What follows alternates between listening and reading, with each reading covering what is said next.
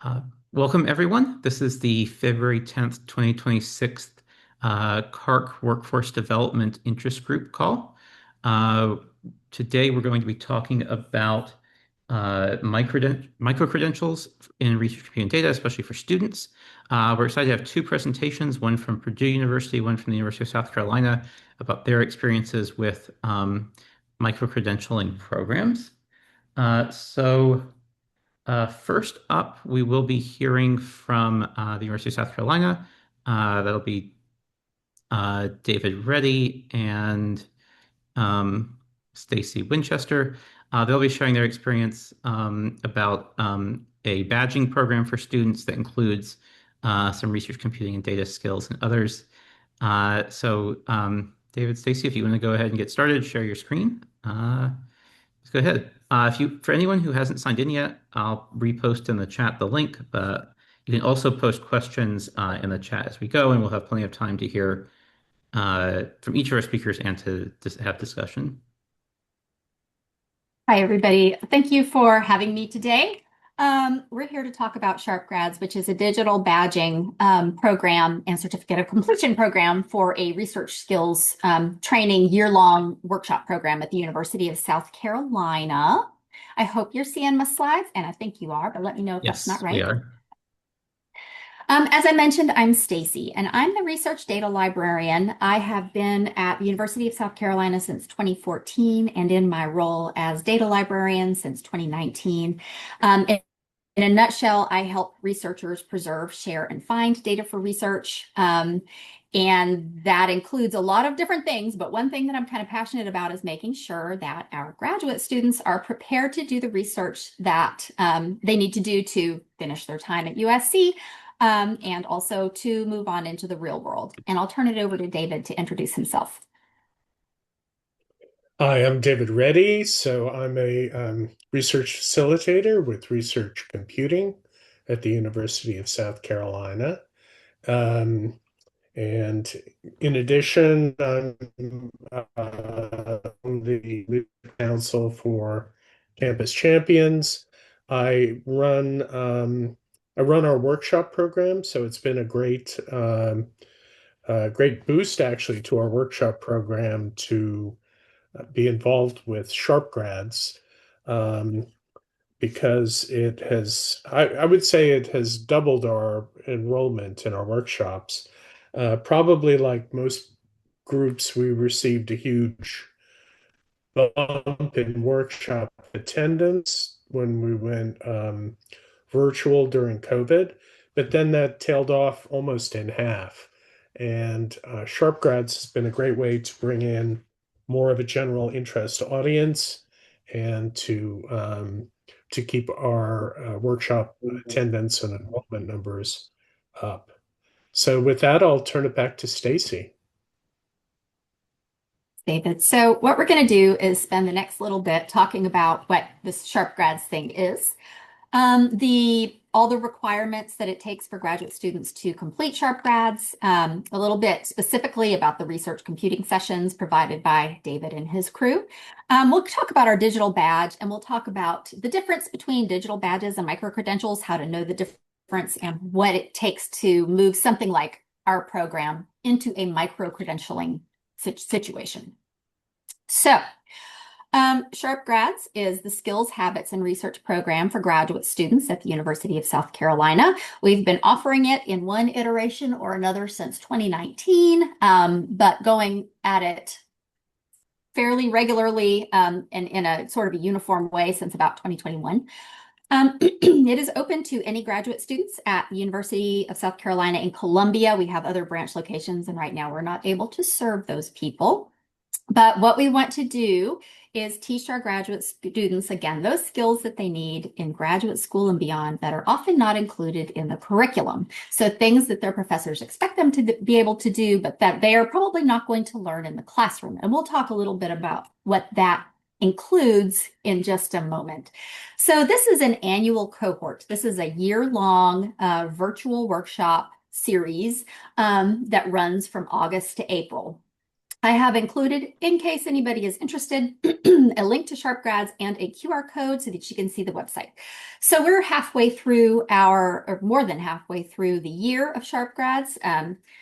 Students are going to do 5 sessions to complete SharpGrads. They come, they attend these sessions, and then they've completed it.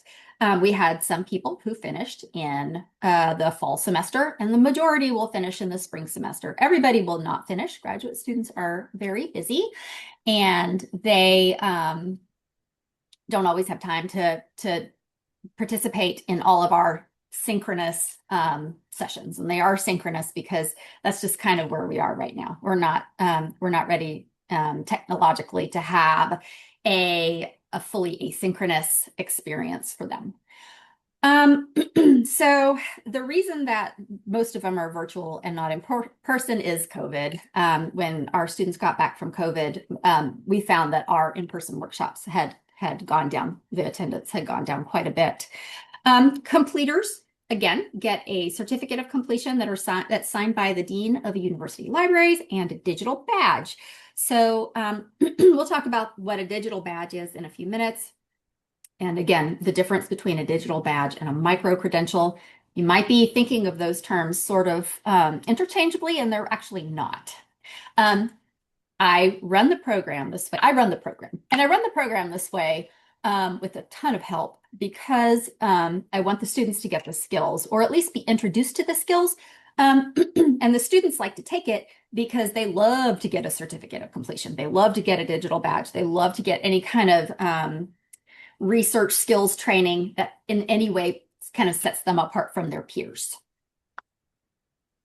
So this is definitely, as I mentioned, not something I do by myself. I do all the attendance tracking. I take care of finding out who completed, making sure everything is counted appropriately.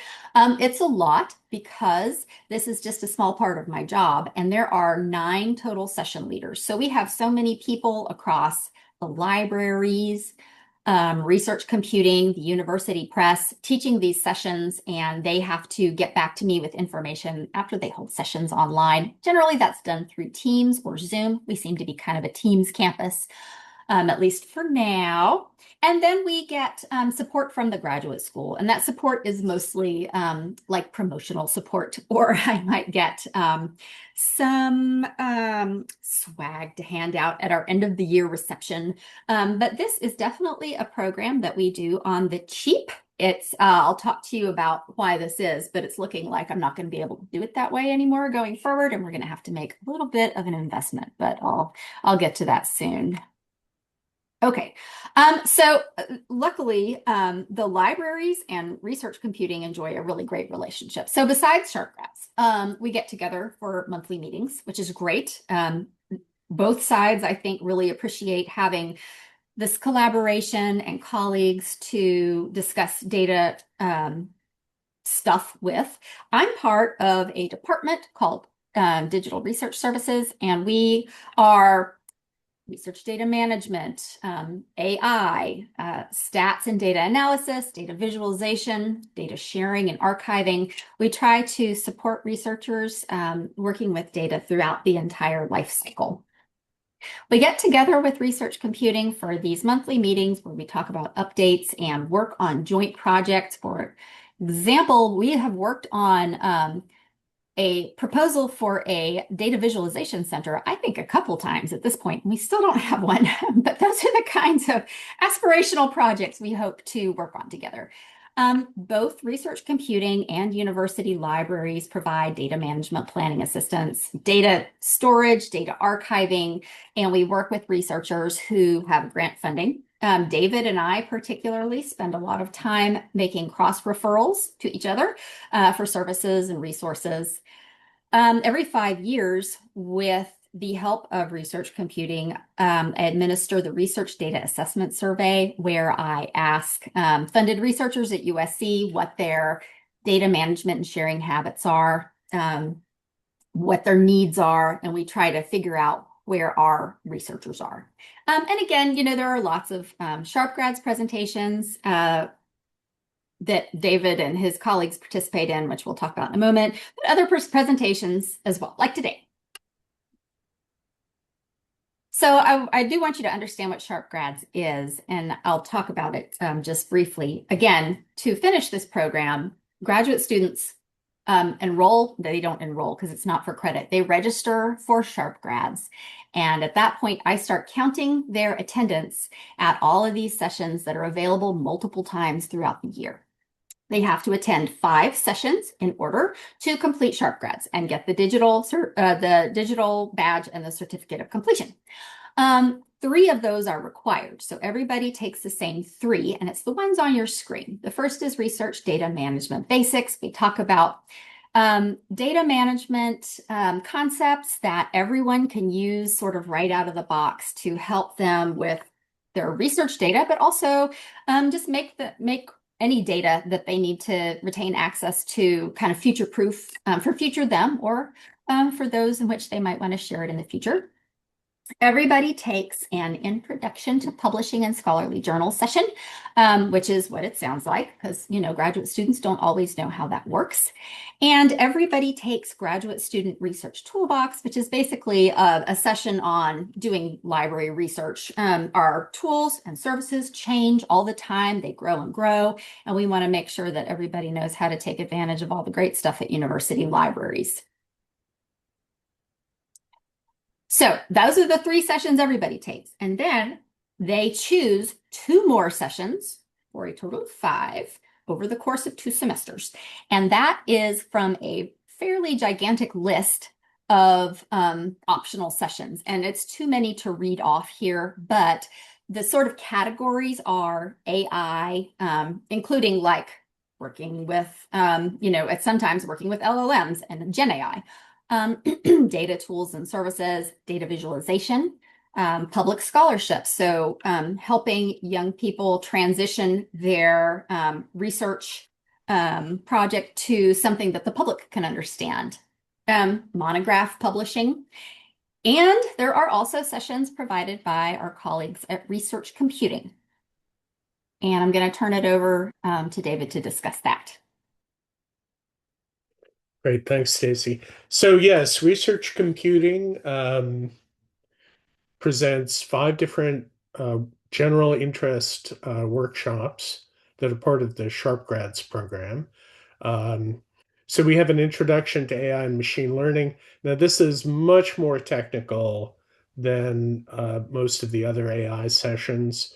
Jun Zhu, our AI research scientist, goes more into the theory of how AI and machine learning really work. So it's more more of a medium to deeper background kind of thing than many of the other AI workshops that are offered on campus, which are more about using specific tools or writing prompts or something like that. We have an introduction to Git and GitHub that was just given yesterday. We have an introduction to MATLAB course, which I teach. And it's pretty basic, but just to show people how easy it is to read in a spreadsheet file and do some sorting and some statistics on it, and just how little code you have to actually write, and most importantly, no control flow and no looping, just using objects and methods to process the data and visualize it. We also have an introduction to Python using Anaconda. Again, this is very general. We have an introduction to R using RStudio, which, by the way, uses that same spreadsheet and basically the same control flow that I use in my MATLAB course. It's synthetic data on social media use in the late 1990s or something. It's a publicly available synthetics data set. In addition to that, we do offer HPC and Linux specific workshops. And also now we're doing some of the NVIDIA Deep Learning Institute workshops.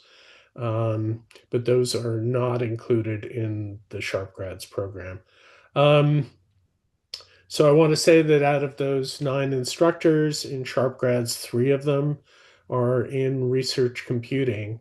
And one of the great advantages is that we're using the library calendaring system for listing all our workshops, which means that they're seen by a much broader audience.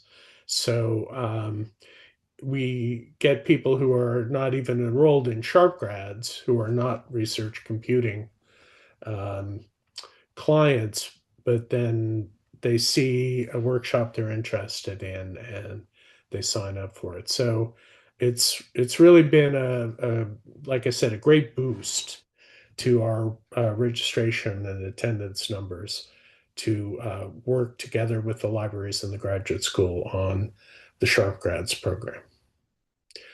Thanks, Stacy. Thank you, David. Okay, so let's get to it. What's the difference between a micro badge and a micro credential and a digital badge? So I mentioned we're not a micro credential, and this is a talk about micro credentials. It could be a micro credential, but I want to make sure everybody knows the difference. A micro credential is generally focused on a qualification that certifies that attendees have gained a skill or a competency. So a micro-credential usually requires an assessment, such as an exam or a project. It could be something as small as a reflection or a quiz, but I think you want it to be meaningful. So I know a little bit about this because in the past I have looked into a digital badging solution for the university. We do not have one. This is a little bit of foreshadowing. I've been using the free version of Badger for years to mint these badges. And that's changing. When I was leading this sort of doomed attempt to get the whole campus at USC on board with a digital badging solution, I learned a lot about micro-credentials because they kind of go hand in hand, but they're not the same thing. So micro-credentials often are all aligned to workforce or academic outcomes. A digital badge is sort of the container for a micro-credential or some other kind of achievement. So a digital badge might be the thing that people see when their students earn a micro-credential. There could be a digital data literacy micro-credential where students take learning modules of some kind, and then they provide some kind of product at the end to show that they got something out of it. So SharpGrads is not a micro-credential because students simply attend these sessions in order to complete the program. Why don't we make it a micro-credential? Well, basically, my budget for SharpGrads is $0, has been. And we need more. So we'll talk about what we would need in order to make this a micro-credential, because I think that would be better than what it is now. But I'll get there. So I mentioned that we have been using Badger, the free Badger service, to mint digital badges for the last, I guess, at least 4 years, because I see that I gave myself this one in 2022. This is what our digital badge looks like. It could be like a link on a student's LinkedIn profile or on their website, and a potential employer could click on it and they would see something like this that says, hey, this student completed SharpGrads.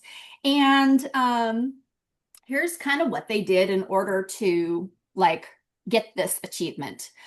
It's useful. They like it. I have awarded well over 100 of these badges over the years. I went to log into it the day after David and I got together to produce these slides, and I was like, I can't find it. And so I was able to go to mine that I gave myself because it'll always be there.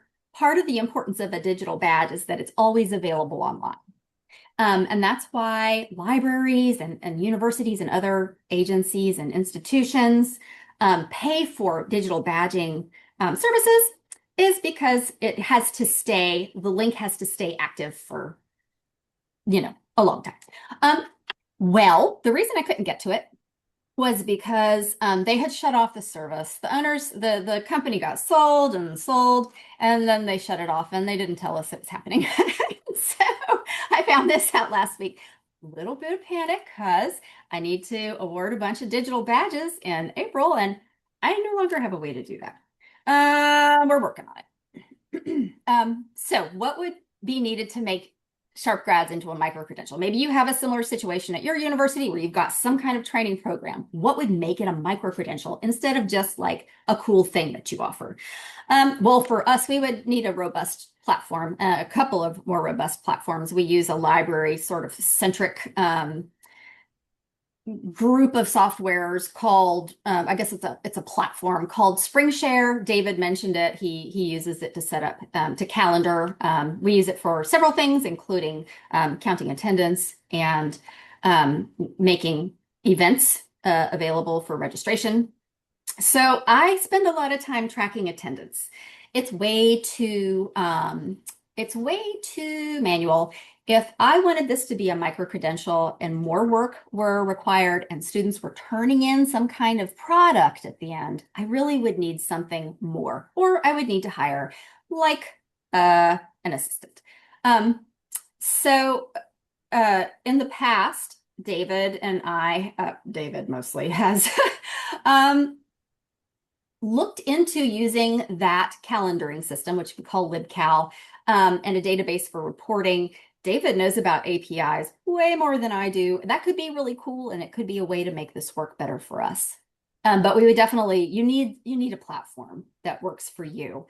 We would need thoughtful deliverables to make it meaningful for the students who are participating in the experience. For example, assessments of some kind, reflections, something, a project, a little project, easy thing that they do after they come to the sessions.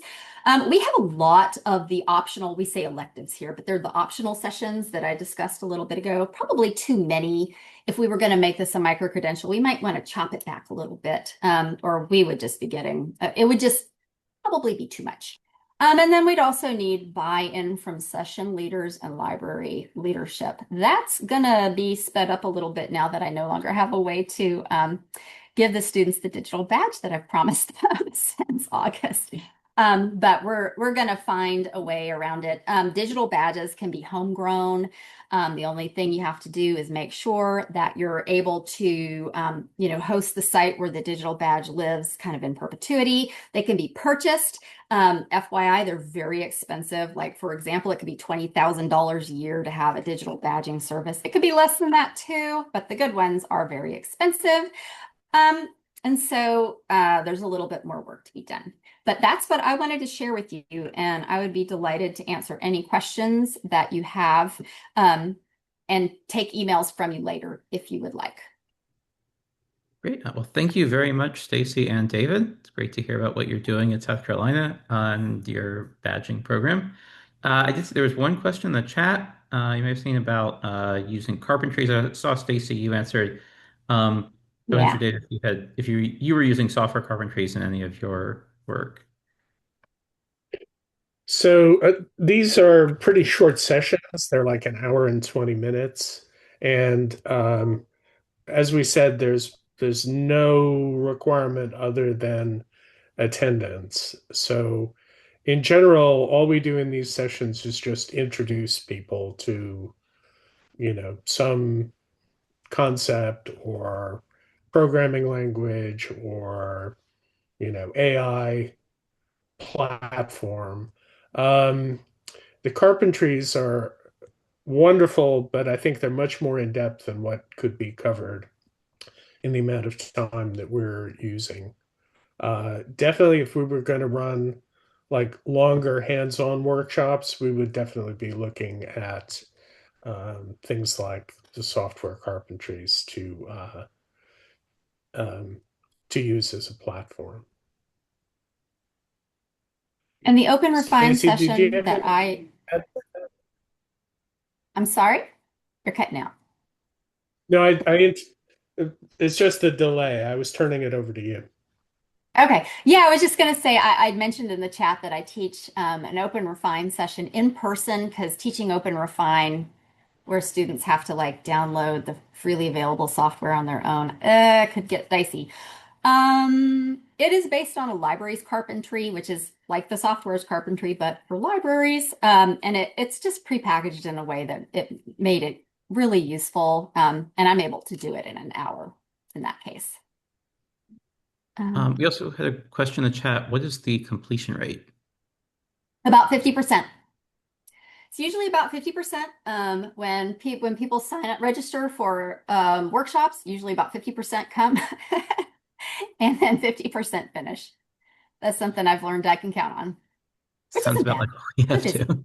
All right. And Pamela, you had a question? Yeah, that's interesting that you said the 50%. I feel like pre-pandemic, we always had more people show up than registered, but now that 50% rate for attrition is spot on. I had a question. So we've been running trainings, micro-credential series, running into issues similar to yours with the badging. But one thing that we really like about having a badging platform is that it allows participants to be able to demonstrate if they've achieved the competency a different way. So it oftentimes, just when we tend to offer that one workshop, maybe they're teaching or they have some other obligation, but say they've taken a whole course on that subject. We want to not hinder them, right? We want to help them. We also have all of our materials online asynchronous for them to just go through on their own leisure. Although we all know follow through rate with that is maybe a little bit less than if they're forced to be there in person. I'm curious if how you've tackled that space, if it's something that you've built into your model to allow multiple pathways for completion and gaining this material. And then just as a follow-up to that, if you have any partnerships with specific graduate programs or others that have helped facilitate just communicating about it, because I know getting the word out is probably part of the hardest issue, and then convincing them that they should always. send their students to it. Yeah, we're a campus of 40,000 students. And of course, most of those aren't graduate students, but a lot of, a good chunk are. Yeah, I don't have an alternate solution. Like if somebody's taken the class again, I think the issue is that I am like making it go. All the session leaders are fantastic and they do everything they're supposed to do, but ultimately, um, this year we have 100 students going through the program. And so I'm keeping up with all of that. So I do not currently have that alternate pathway. Would be amazing if we had some kind of platform that could help me handle that. Would also be amazing to allow asynchronous viewing of like recorded sessions to count for credit, but I don't. And the reason is because I don't really have a good way to make sure that you watched and paid attention. Right now. And so these are all ways that we'd like to grow in the future. But as we grow, I think we're going to have to grow people-wise too. I think we're going to have more folks working more time. Otherwise, it's not going to be valuable and, it's not going to be meaningful. If it's just me like dying to get everything counted properly, I think we can do better than that. Thank you for the question. Yeah, I'd like to address the so the graduate school at C is one of the partners, and because of their participation, they not only help advertise it, but then these courses also end up not only on the library's calendaring system, but also on the university calendaring system. So all these things help amplify the attendance program. And as I said, people who aren't among the 100 or so who are enrolled in Sharp grads see these events and then decide to attend them. They can attend, even if they're not in Sharp grads. I'm just not counting their completion. If they don't register for the program because they don't want to, or because they aren't graduate students, like faculty come to these, and undergraduate students usually don't, but they can. They're welcome to come. They're just not getting that credit toward the certificate of completion and digital badge. I say thanks again, Stacy and David. I think we want to move on to our second set of speakers. Betsy, you were going to do the introduction. Good afternoon, everyone. I'm Betsy Hillary, and I'm part of the workforce development team. I jumped in late. Today, I get the privilege of introducing some of my colleagues who have done an amazing job here at Purdue with the micro-credential program that Laura is just getting off the ground. I will introduce Laura and Sean, and they'll give their formal titles. But I want to make sure everyone knows Laura is crushing it. She probably won't exude that kind of confidence, but she is really crushing this, and it is just amazing what she's done here at Purdue. So welcome, Laura and Sean. Please take over.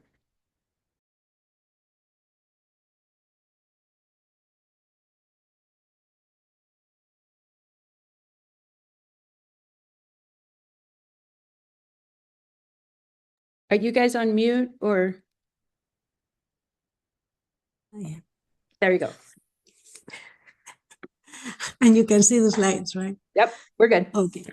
So first of all, thank you for inviting us to share with you this new journey on creating a micro-credential program as part of the Eli Lilly and Company and Purdue University Research Alliance Center. This is a long name, so we all know it by LPRC. So when you hear LPRC, that refers to the name of the center. Now let's see if I can. Give me a second. Okay. As Betsy was mentioning, the two of us will be presenting. So Sean is here with me, and he's the LPRC lead software engineer. And my title is Academic Industry Coordinator at the center, and I'm the one leading the student engagement program. And the first thing I want to share with you is a little bit of, what the center has and the different parts and the different people that are part of the center. So this is a very focused research center. It has about 41 faculty across several colleges here at Purdue, working with about 80 graduate students and postdocs. And they are working on research problems that are basically dictated by Lilly, in the sense that there's a collaboration there in defining what is important for Lilly and what are the problems that Purdue can tackle based on their expertise. And they work on this program, on these projects in collaboration with researchers at Lilly. Now, aside from this heavy research part, there's also the part that includes the undergraduates. Every semester, we onboard about 170 undergraduates all across campus and across the different years in college. All of them, together with the grad students and postdocs, participate in different activities we organize throughout the semester, and I'll talk a little bit more about this later. And then about 70 of them are also working on research projects with LPRC faculty. And then recently also we created what we call the LPRC Student Leadership Team, which is a team of 2 graduate students and 2 undergraduates who are getting some experience in the leadership area, and they are actually coordinating and planning some of the activities that we organize. Let me see.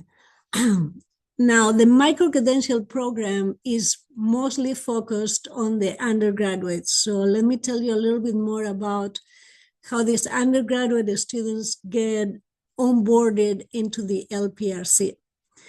The main or the biggest, largest group of undergraduates comes actually from the Honors College here at Purdue, and that's the one that is there on the top left.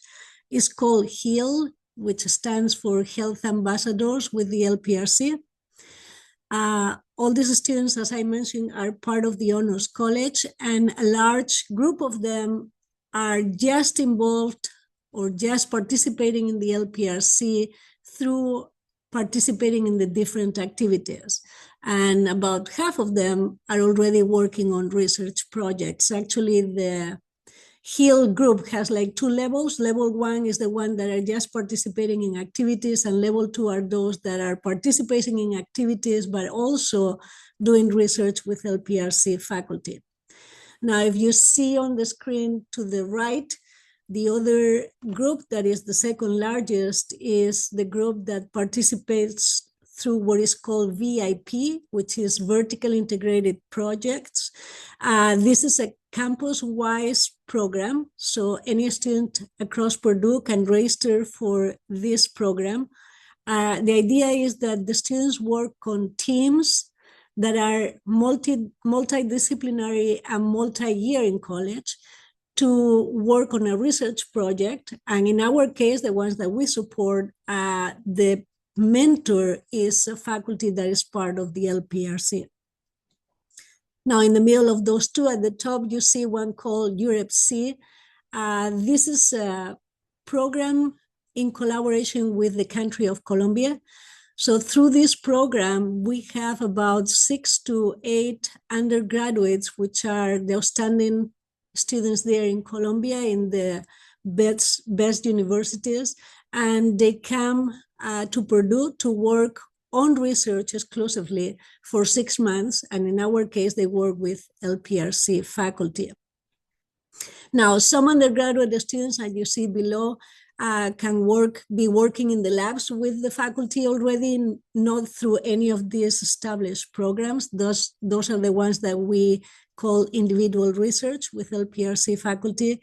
And in the summer, we also have a cohort of students through the Summer Undergraduate Research Fellowship Program here at Purdue. They spend the entire summer working on a research project, again, in our case, with LPRC faculty. Now, why did we decide to start a micro-credential program? And as I mentioned before, there are two main activities we do.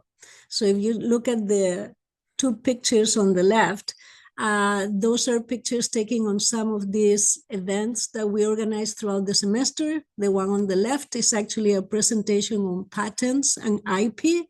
And the other one is actually a networking event in which the undergraduate students meet with the graduate students in the program to learn about the research in the different labs.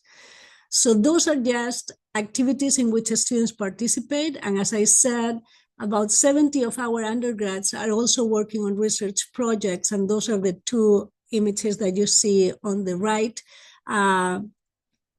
Jordan and Hudson are actually part of the HEAL program, and they are part of the initial cohort, and they've been working on a research project since 2024 fall.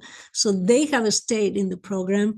And then the big team that you see on the right is one of the VIP teams that we have. Now, we wanted to give them some credits for the activities and the research that they are participating in. And also we see the micro-credentials as a way to kind of opening up to other groups on campus. So that's the reason why we decided to initiate this program. This is, as I mentioned, is a pilot, and we just started it this semester. The micro-credentials are divided into two, connected to the two activities we do. One is on research, and the other one has to do with professional competency. So let me tell you a little bit more about these two different micro-credentials. So the first one that we call undergraduate researcher basically is given to students that are going to be acquiring general research skills, some training on certain research techniques. They are acquiring knowledge on the specific material they are doing the working on, critical thinking skills, as well as communication skills. There are certain requirements for earning this micro-credential. In this case, we require a minimum of 2 semesters of research with an LPRC faculty. They have to attend at least 3 of the LPRC activities we organize throughout the semester. they will complete some initial research milestones, and they have to present in public the research they've been working on. And actually, at the end, to earn, the faculty member should be approving it. And the second micro-credential that is connected to the different events we organize, and we call it professional competency for pharma, medicine, health careers. Basically, the idea is that the students are acquiring all these critical soft skills and basic knowledge about how to work in a professional environment in these different industries. We require the students to participate in a semester in at least 3 of these activities that we organize, and it has to be each and one of the 3 categories that are described in here: soft skills, experiential, and educational. So by soft skills, basically we refer to instances in when they attend a workshop about elevator pitch, for example, or they do a networking session, maybe with Lilly partners, or they do a resume feedback session. Experiential activities will be the ones in which the students are taken to visit like different labs on campus. And we also organize a visit to Lilly every semester. And then the educational ones are the ones in which they attend a presentation either by researchers that are part of the LPRC, or we've had other like local companies related to health, medicine, and pharma that have come to give presentations for the students. Again, for them to earn the micro-credential, they will need to have some approval at the end of what they are asked to present. And I'm going to pass it on to Sean, who is going to tell you a little bit more about how the students earn these micro-credentials. Yes. As we were kind of building the system, and we did actually build a system, I had experience before with creating a micro-credential system. So I just kind of took that experience, brought along, and built our own. We already had an existing web portal that we could build that on. And going back to kind of what Stacy was talking about on badges versus micro-credentials, there's kind of generally 2 ways that you earn or submit, I guess, evidence for earning one of these. And that's kind of passive, which it just sort of happens in the background. You're already, taking a course, and there might be a badge for, if you take a course with these 3 subjects or something like that, you automatically earn the badge. Or it's active, where you have to actually submit something, in this case, a reflection. Again, Stacy kind of mentioned that. And that's what we're doing. In fact, we actually wanted a mix of the 2. We already have some tools that we use for various project management, tracking of information, and so on. And we wanted to be able to continue using those tools, but also integrate them into this system, so that with these integrations, we can automatically pull in some of that evidence, but there might be a final piece where they have to submit something in the end. So we take a little bit of the burden off of having to go in and they manually track, I went to this presentation, I went to that presentation. We're kind of doing that for them in the back end by pulling that information that we had already gathered at a different point when they actually attended the presentation. And then it's automatically getting applied to the relevant micro-credentials, where that is a criteria that is for that micro-credential.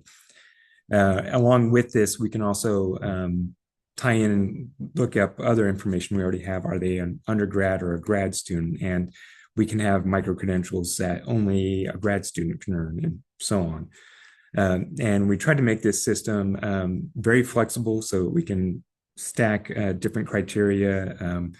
We can also hook into multiple other systems. Right now, the biggest one is Monday.com, because that's how we're kind of tracking a lot of this information, but also theoretically we could hook into Purdue's courses system or any other kinds of systems. So we're trying to make it very flexible, easy to build on and expand as we need it, and then also handle those multiple use cases. So we can have automatic earning in the background if we need it, or more of the actual micro-credential where you have to submit something. And I kind of rushed through that, so hopefully some of that made sense. And that's pretty much our presentation. So if you have any questions, we'll be happy to answer them. Thank you. So Laura, one question I might ask is, working with the students, you said that a lot of students are really invested in doing this. Since this is your first semester really trying it out, how are you going to evaluate that? What is the criteria? Is it just the number of students attended, the likelihood they liked it? Like, how are we going to improve this system? So first of all, we kind of like cap the number of students that could enroll in the pilot, in particular for the one that is connected to participation in the activities. So I believe we have at the end like 15 students only enrolled for this semester. One thing I want to see is the rate of completion, and that was my question earlier, because that's going to be interesting to basically assess two things. I think, are we asking them to participate in too many activities in one semester? I mean, these activities usually, they are all in person, by the way.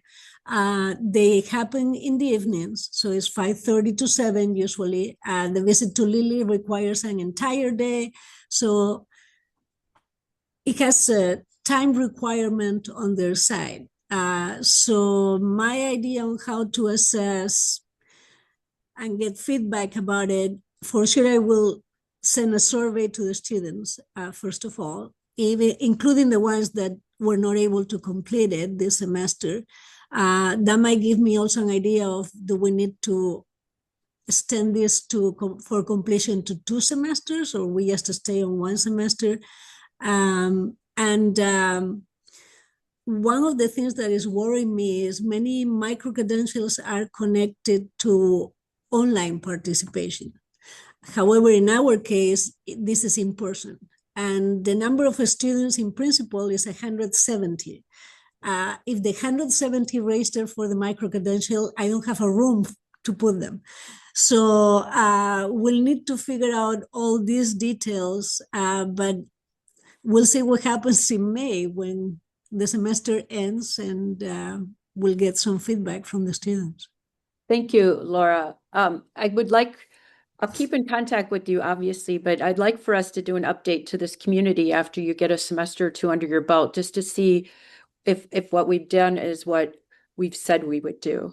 Do we have other questions? It looks like Stacy posted something. Assessment is important. We ask students to complete a short survey after each session and then administer a long survey at the end of the cohort year. That's an interesting idea, Stacy. Thank you. If we have additional questions, feel free. Question for all speakers. I've been asked by Upper Campus admin, who cares about university-issued micro-credentials? This is primarily in the context of students on the job market. I think these opportunities are incredibly valuable, but doing them is resource intensive. So it's an important and sticky question. Have you confronted this? And if so, how have you addressed it? That is an amazing question, Pamela. And hopefully we have some folks that are willing to unmute, or we can keep that question in the doc as well. If someone wants to unmute. Thank you, Stacy. I don't mind. Yeah. I found that the students are just very interested, and I know it's just the library. It's not really just the library though, because one of our like co-presenters, co-hosts of this program is the graduate school. So maybe if you have a micro-credential that's like just from the library, you should consider, if that doesn't seem like it's going to be valuable enough, to try to gain support from the graduate school, whatever, if it's undergrads you're working with, then, that group, and other relevant stakeholders on campus.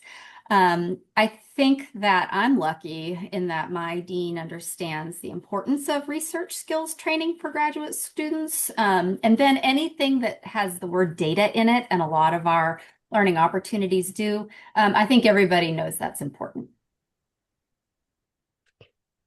I was going to ask if having Eli Lilly associated with the program at Purdue is a big win because it makes it seem like more of an internship almost than than just a simple micro-credential. Laura, you don't have any, you're on mute, but Laura, you don't have any problem recruiting, correct? So we don't have a problem recruiting. I think we have large number of undergraduates anyway in the program, and I can see that many of them stay for several semesters.